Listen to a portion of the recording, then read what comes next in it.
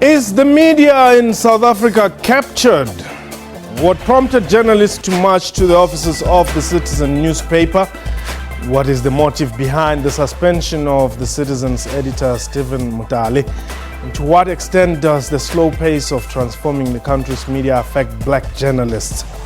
What time is it? It's question time.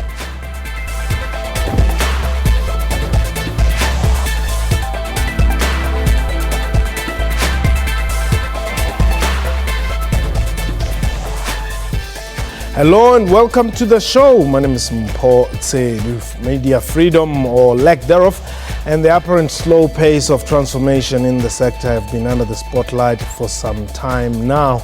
Last week, the Forum of Journalists for Transformation, the Communications Workers Union, and Congress of South African Students and other stakeholders protested outside the offices of the Citizen newspaper. The organizers say they were not only marching in support of the Citizen's suspended editor Steven Motale, but were also aiming at highlighting the plight of black journalists. In particular, the president of the Forum of Journalists for Transformation, Piet Rampedi, says the Citizen newspaper treats black journalists like disposable nappies. He also says mainstream media should never be trusted as they have their masters to serve. We are live and therefore you can call us and air your views. The numbers to dial is 089-1104-210. Our Twitter handle at QuestionTime24. My guest today, Obrisha Balala, is in studio with me. He's the General Secretary at the Communications Workers Union. Piet Rampedi is the President of the Forum of Journalists for Transformation and is joining us from our Polokwane studios. On the line, we've got Dale McKinley, who's the spokesperson for the Right to Know campaign. Let me welcome you all, gentlemen. Piet, let me just start with you. The statement that we quoted there, it's quite hard. Yes, I wouldn't say it's quite hard, but it's actually a reflection of reality. Because what's happening currently now, especially with the latest suspension of Citizen editor, Steven Motale, we have realized that black journalism is under siege.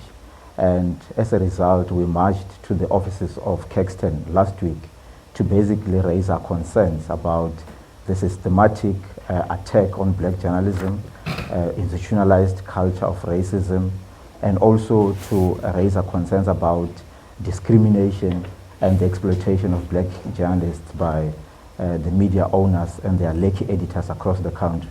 So we wanted everybody to know that the time for treating black journalists like disposable nappies and not respecting them like other professionals was up. And then we also wanted the country to know that we're not going to take this matter lying down anymore.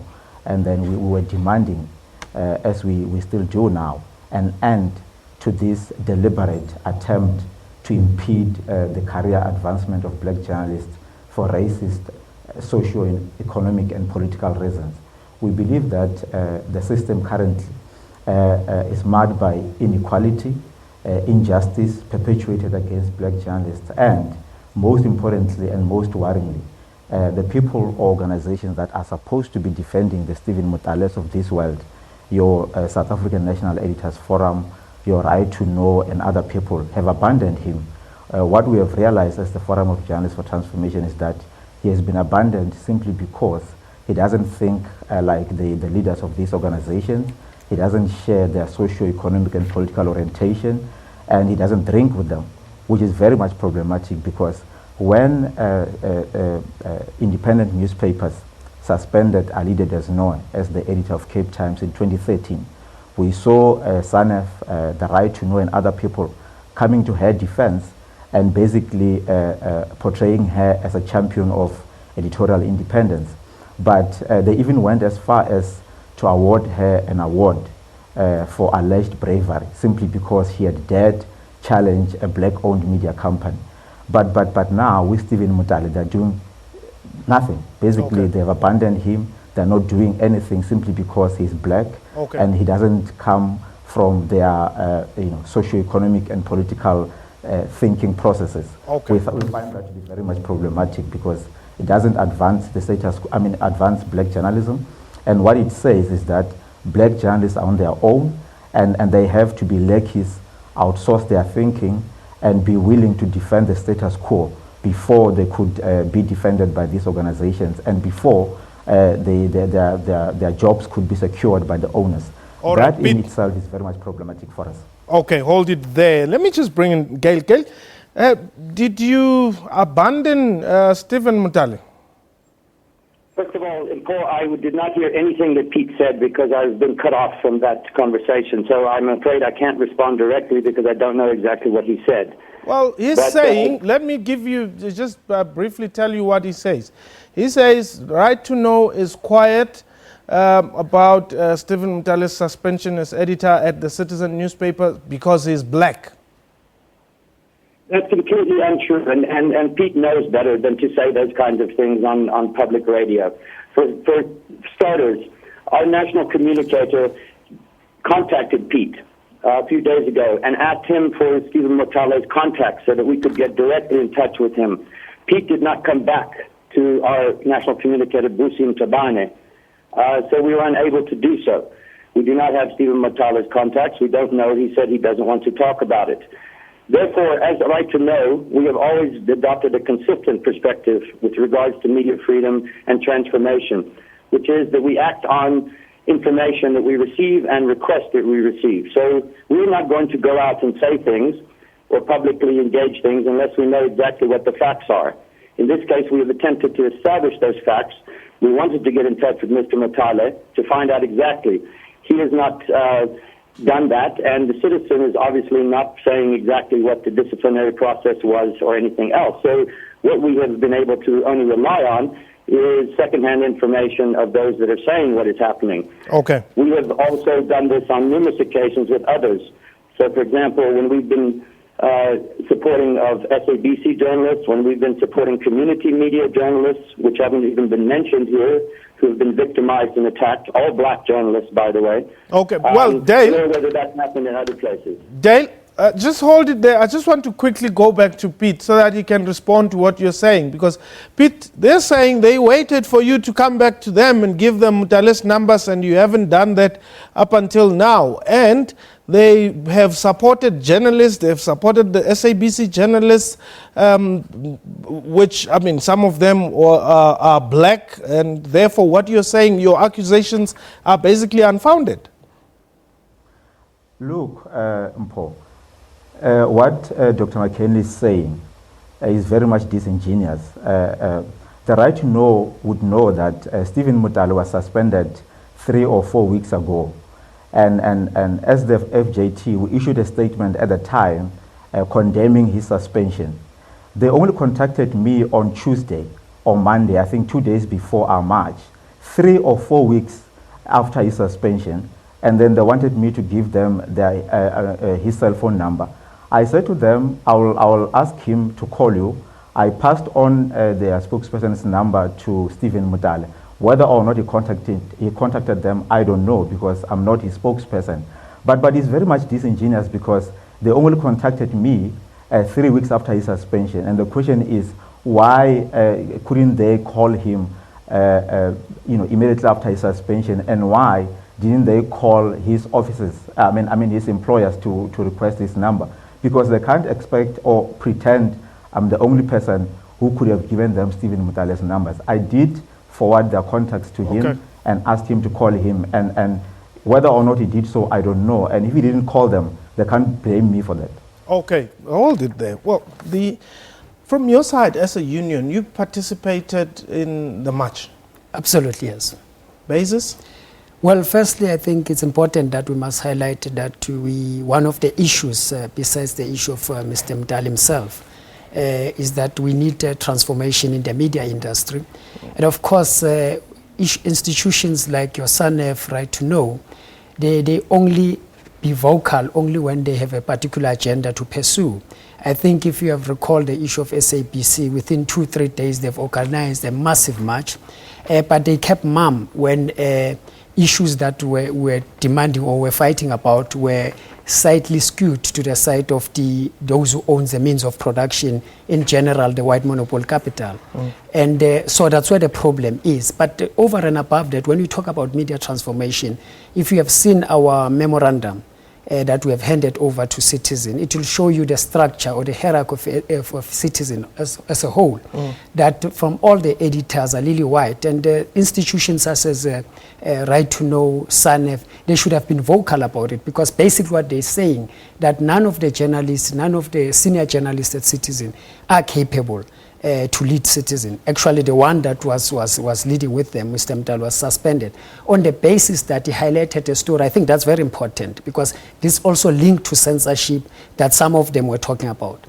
It links to a story that tries to talk about the case that was referred to the public protector, that involves the likes of Previn Gordon, that involves the likes of Trevor Manuel, which leads to about 100 million theft, or should I say corruption. So that story was bad, but the very same Citizen online stories, which had no facts, because that story was pinned down because they said that it has no facts, where it says that President Zuma, his Sangoma is the mother of Saudi, but that was publicized, and there's no fact. They've got that position because they have a Sangoma. There's no facts there. It's not scientific. So these are the areas that we have to highlight around the area of transformation. But we must go further and say it's not only Citizen, it's the private media in general that is still being an apartheid apologist in terms of media instructions. All right, let me just remind our viewers at home that we had indeed extended an invitation to both SANEF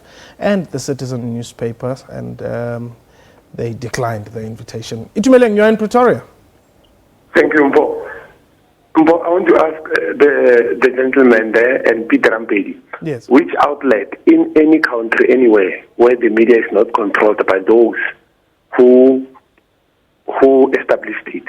Media, I don't like to use the word captured. Media, it is captured. Whether you go to United States, whether it's Al Jazeera or BBC, India or Pakistan, Egypt, media will always be controlled by those who established it.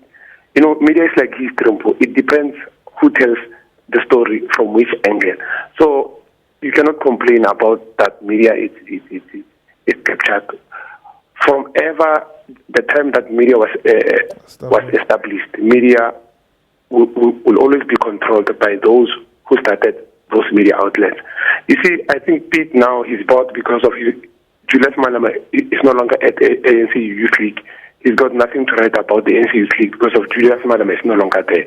This issue said about race, transformation, but if he is going to complain about media being captured, that is the blood of media. Media will always be captured. Thank you very much. Oh, well, Itumeleng, before you go, Piet owns a newspaper, by the way. Piet owns a newspaper? Yes. Yeah, that means he will also control his journalist on how to tell the story of a particular person. Like what is happening at AN7, like what is happening at Republic TV, or what is it, Russia TV. It's a joke. You don't know what those people are doing. They will tell one story the whole 2 weeks because of, I don't know, maybe they think the more they tell a story, we will end up understanding their view. Okay. I'm sure Piet, if he has his own newspaper and Julius Malema was at the ANC Youth League, his journalist was going to concentrate more on the ANC Youth League and Julius Malema. I'm very sure because of City Press during the time of Piet Rampedi and Julius Malema as the ANC Youth League. Piet Rampedi was only telling about Julius Malema's everything, and he knows that. Thank you very much. Itumeleng, thank you very much. Well, Piet will respond to that only after the break. We're taking a quick break. When we return, we'll continue taking your calls on the numbers there, 089-110-4210, 089-110-4210. This is question time.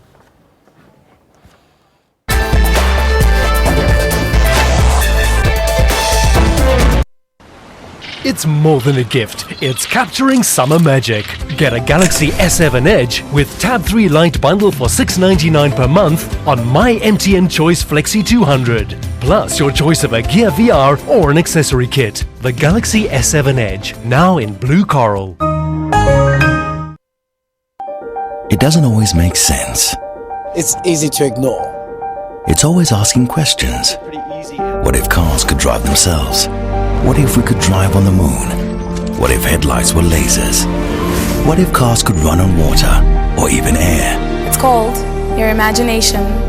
And if you listen to it, Great things will happen. it's what we do at Audi. It's what we call Vorsprung.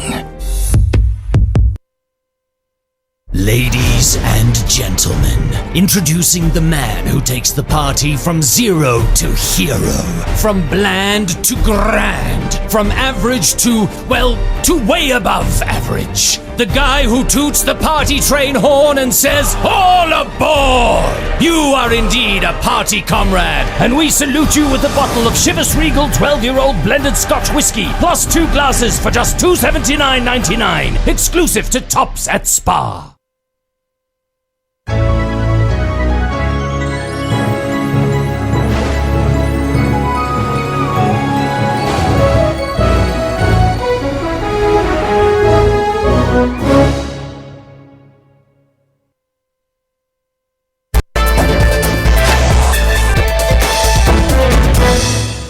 Welcome back. You're still watching Question Time, and indeed you can call us on 089-110-4210. Let's hear what your views are on the issue of media transformation. My guest today, Aubrey Shabalala, is the General Secretary of the Communications Workers Union, and Piet Rampedi is the President of the Forum of Journalists for Transformation.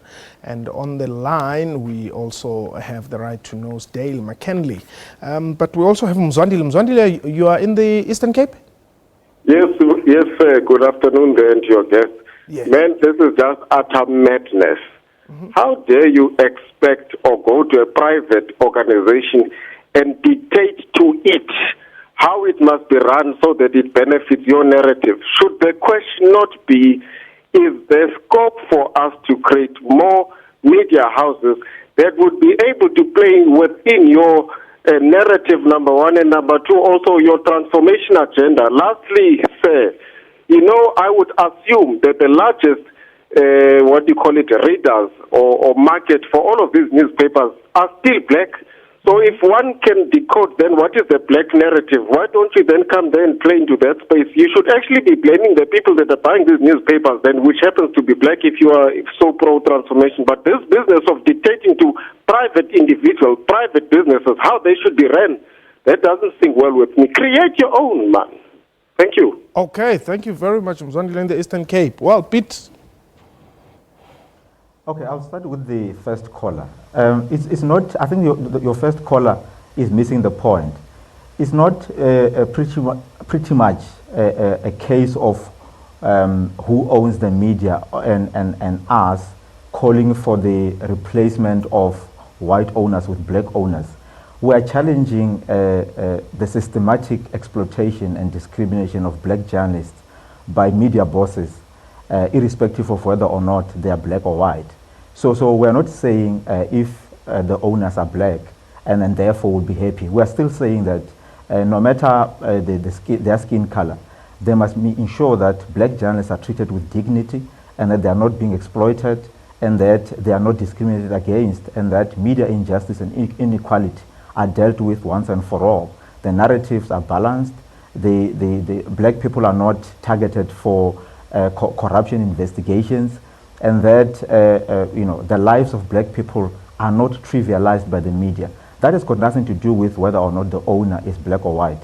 And coming to the second caller, I think the second caller must also understand that in this country, the media has got an obligation. And one of the constitutional obligations is non-racialism. So you cannot say because the media is owned by the private sector or private individuals, it must perpetuate discrimination, racism against black people. That's against the spirit and letter of our constitution. And also, we know that the media is one of the only sectors whose rights are protected in the constitution.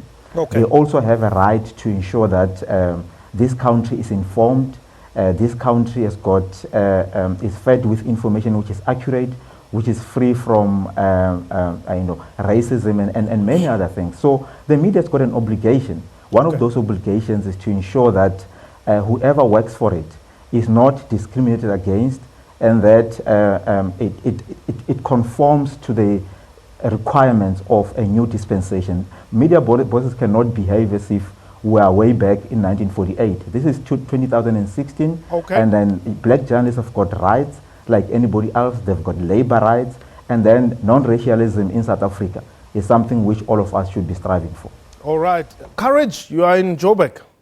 Yes, Mpo, thank you so much. I just want to quickly point out one or two issues on media transformation. Just saying that it is quite good for media to be seen operating in every space with as much freedom as it should have. We are opposed to situations where you see, especially maybe political figures using the media to propel their own personal agenda, and maybe controlling, media houses on what to report and how to report it is quite, wrong. Because at the end of the day, wrong information is going to be given to the public. However, media should also, through its journalists, maybe have, give balanced reports. I can give a very practical example. Each time you hear the word Zimbabwe, I promise it's negativity that you are going to hear from the, when reports are given on the Zimbabwean government, it's always negative. Yes, there are negative things that may be coming from the government, but there are also positives, but you never get to know them. Okay. So, for example, people who are not Zimbabweans, let me say, will always know that, when you're talking about Zimbabwe, you're talking about negativity.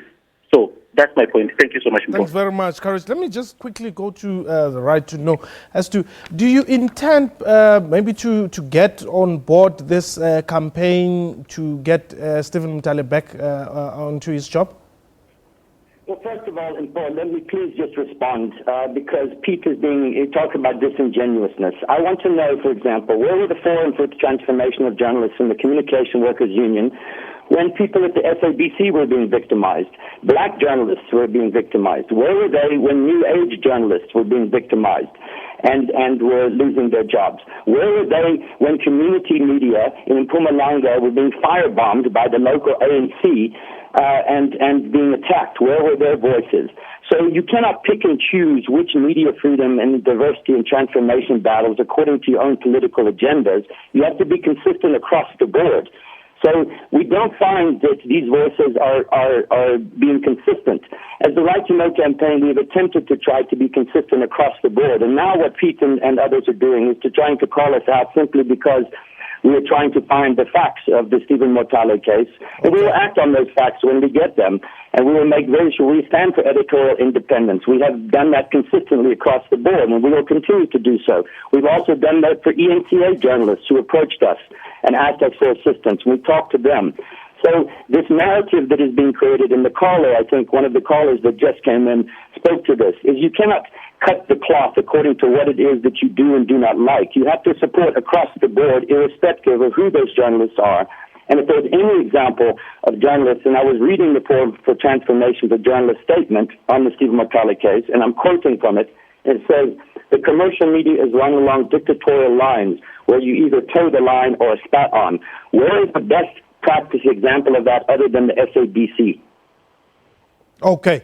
Let me just allow you to come in there. Well, thanks, Mpo. I think first, I did not expect the Right to Know to respond direct to a question that you have asked. I don't think they will join us. If you have realized the media that they talked about is the media that they sit on the other side.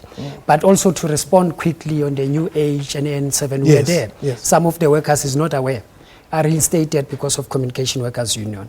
But let us go back to the callers. We'll remain unapologetic to fight for transformation at workplace and the right of workers. If we look at salary disparities between the black journalists and the white journalists, it's massive. And those things we're not going to keep quiet because we are told this is owned by white media, therefore white supremacy must reign. We are not going to do that. As Communication Workers Union will strive for equality at workplace and everywhere. In question of something like black narratives and all of that, we are not saying that. What we are striving for is the media that will be transparent, is the media that will report news as they are delivered. Because our journalists take the stories to the editorial. That's where there is censorship. That's where there's news cut outside. But when it's public broadcaster doing that, they are the first one to put it on the first page to say, let's mobilize the society against the public broadcaster, because their main aim is not about that story. It's for them to get more viewership and more readership in terms of their business. So that's what we are fighting, basically, for the transformation and also black people must be treated with dignity. We are not saying that white journalists should not get any benefits that they stand to benefit, but we are saying there should be equal treatment in that regard. So we are unapologetic. We are going to soldier on with FJD in terms of that program, in terms of mobilization of our people. Thank you very much. Unfortunately, we have run out of time. Gentlemen, thank you very much. That was question time for today. A big thank you to my guests and to you for watching the show. From me and the crew, have yourself a wonderful time. Ibe Khot.